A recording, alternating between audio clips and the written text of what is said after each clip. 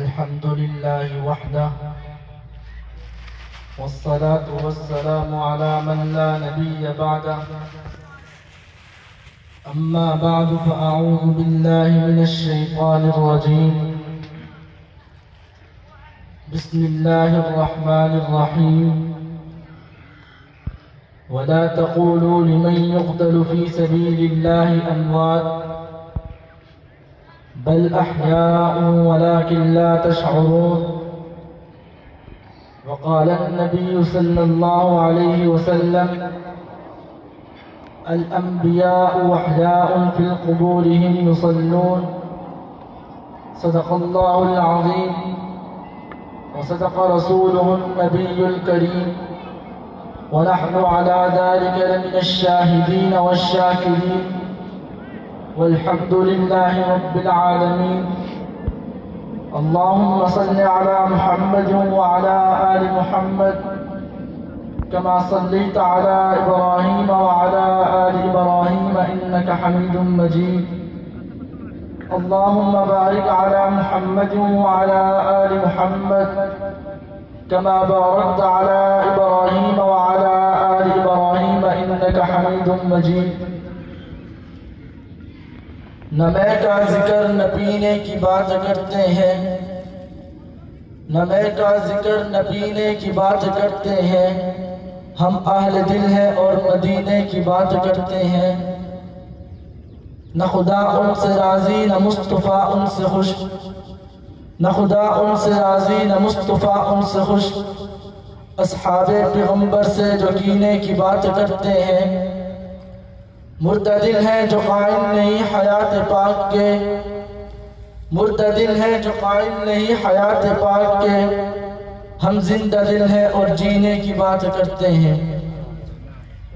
معزز سامعین محترم، مسلک اہل سنت والجماعت احناف دیوبند سے تعلق رکھنے والے غیرت مند غیور نوجوان مسلمان دوستوں اور بھائیوں، السلام علیکم ورحمۃ اللہ وبرکاتہ۔ وعلیکم السلام ورحمۃ اللہ۔ آج میں آپ حضرات کے سامنے جس موضوع پر لب کشائی کرنے کی جسارت کر رہا ہوں وہ ہے عقیدہ حیات النبی۔ سامعین محترم، یہ موضوع اتنا گہرا موضوع ہے کہ ہزاروں سیرت نگاروں نے اس موضوع میں غوطہ لگا کر قلم برسائی کی، لیکن آخر میں یہ کہنے پر مجبور ہو گئے، تھکی ہے فکر رساں مدح باقی ہے، قلم ہے آبلا پا مدح باقی ہے، ورق تمام ہوا مدح باقی ہے، تمام عمر لکھا مدح باقی ہے۔ میں بھی آج سیرت کے پہلوؤں میں سے ایک پہلو پر بات کروں گا۔ توجہ رکھنا، تمام امت مسلمہ کا متفقہ عقیدہ ہے کہ ہر انسان کو موت آنی ہے، لیکن ایک عقیدہ کافر کا ہے، ایک عقیدہ مسلمان کا ہے۔ اس لیے تو رب کائنات نے قرآن مجید میں ارشاد فرمایا، اٹھائیے پارہ نمبر 4 سورہ آل عمران آیت نمبر 169 پر رب کائنات ارشاد فرماتے ہیں، کل نفس ذائقۃ الموت، ہر نفس موت کا ذائقہ چکھے گا، چکھنے میں دوام نہیں بلکہ آن ہوتا ہے۔ کافر کہتا ہے اختتام زندگی ہے، مسلمان کہتا ہے انتقال زندگی ہے۔ اس لیے تو رب کائنات نے قرآن مجید میں ارشاد فرمایا، اٹھائیے پارہ نمبر 30 سورۃ البروج کی آیت نمبر 19 پر رب کائنات ارشاد فرماتا ہے، لَتَرْكَبُنَّ طَبَقًا عَنْ طَبَقٍ، تم ایک حالت سے دوسری حالت کی طرف انتقال کرو گے۔ یعنی پہلے بچہ تھا پھر بوڑھا ہو گیا، پہلے زندہ تھا دنیاوی زندگی میں، اب مرنے کے بعد زندہ ہے آخروی زندگی میں۔ توجہ رکھنا، تاریخ گواہ ہے جب بھی دنیا میں کسی نے قبر کی حیات کا انکار کیا تو وقت کے ائمہ اکرام نے، فقہاء اکرام نے ان کے نظریے کو دلائل کے ساتھ رد کر دیا۔ اب عصر حاضر میں ایک اور گروہ اٹھا ہے جس کا عقیدہ اہل سنت والجماعت کے عقیدے سے مختلف ہے۔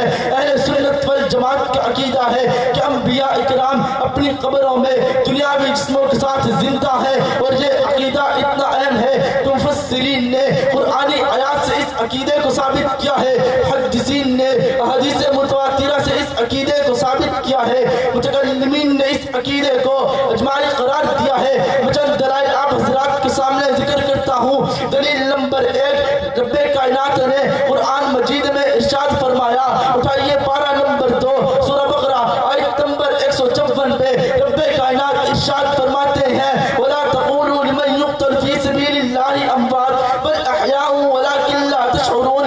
قاضی ثناء اللہ پانی پتی اس آیت مبارکہ کی تفسیر میں لکھتے ہیں کہ جس طرح یہ آیت مبارکہ شہید کی حیات کی دلیل ہے، اسی طرح نبوت کی حیات کی بھی دلیل ہے۔ دلیل نمبر 2، حضور علیہ السلام کا فرمان ہے، مررت علی قبر موسیٰ لیلۃ اسری بی، میں معراج کی رات موسیٰ علیہ السلام کی قبر پر گزرا، عند الکشف الاحمر وهو يصلي قائم في قبر، موسیٰ علیہ السلام سرخ ٹھیلے کے قریب نماز پڑھ رہے تھے۔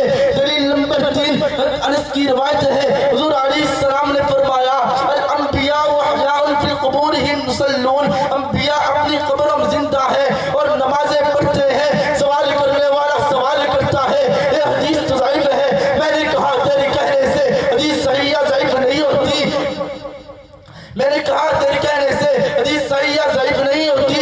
علامہ ابن حجر اسقلانی نے فتح الباری میں اس حدیث کی سند کو صحیح کیا ہے، ملا علی قاری نے شرح مشکات میں اس حدیث کی سند کو صحیح کیا ہے۔ دلیل نمبر 4، مولانا مفتی محمد شفیع عثمانی نبی کی بیوی کے کسی اور کے نکاح میں نہ جانے کی 2 وجہ لکھتے ہیں۔ نمبر 1، حضور کی بیویاں تمام امت کی مائیں ہیں۔ نمبر 2، حضور اپنی قبر مبارک میں زندہ ہے۔ سوال کرنے والا سوال کرتا ہے، نبی قبر میں زندہ ہے، اس لیے اس کی بیوی کسی اور کے نکاح میں نہیں جاتی، شہید بھی زندہ ہوتا ہے، اس کی بیوی کسی اور کے نکاح میں کیوں جاتی ہے؟ میں نے کہا میں تجھے اس شخصیت کے پاس لے چلوں جسے دنیا حجت الاسلام اور بانی دارالعلوم دیوبند کے مسلم مولانا محمد قاسم نانوتوی کے نام سے یاد کرتی ہے، جس کے علم کو غیروں نے بھی مانا ہے۔ مولانا محمد قاسم نانوتوی فرماتے ہیں، نبی اور امتی کی موت میں فرق ہے، امتی جب مر جاتا ہے روح اس کے جسم سے نکل جاتی ہے، نبی جب مرتا ہے روح اس کے جسم سے نکلنے کی بجائے دل میں سمٹ جاتی ہے۔ روح دل میں سمٹ جانے کی صورت میں نبی کی بیوی کسی اور کے نکاح میں نہیں جاتی، شہید سے روح نکل جاتی ہے، اس لیے شہید کی بیوی کسی اور کے نکاح میں جاتی ہے۔ ایک شخص کہتا ہے ہم حضور کو جنت میں زندہ مان کر اعلیٰ حیات کے قائل ہیں، دیوبند والے حضور کو قبر میں زندہ مان کر کم در حیات کے قائل ہیں۔ میں نے کہا حضور علیہ السلام کا فرمان ہے، حضور علیہ السلام کا فرمان ہے، ما بین بیتی و منبری روضۃ من ریاض الجنہ۔ علماء دیوبند حضور کی قبر کو جنت کو ٹکڑا مان کر اعلیٰ حیات کے قائل ہیں۔ میں نے کہا اگر تو نے محدثین کے اقوال پڑھے ہوتے تو اس غلط فہمی میں مبتلا نہ ہوتا۔ ملا علی قاری نے شرح مشکات میں، علامہ نبی نے شرح مسلم میں لکھا ہے کہ جب قیامت کے روز لوگوں کو قبروں سے اٹھا کر جنت کی طرف لایا جائے گا تو اس وقت حضور کی قبر کو اٹھا کر جنت میں منتقل کیا جائے گا، گویا حضور جنت سے آئے تھے، حضور جنت میں رہتے ہیں اور قیامت اسی ٹکڑے کے ساتھ جنت الفردوس میں داخل ہوں گے۔ اللہ تعالیٰ مجھے اور آپ کو صحیح عقیدہ رکھنے کی توفیق عطا فرمائے۔ وآخر دعوانا ان الحمد للہ رب العالمین۔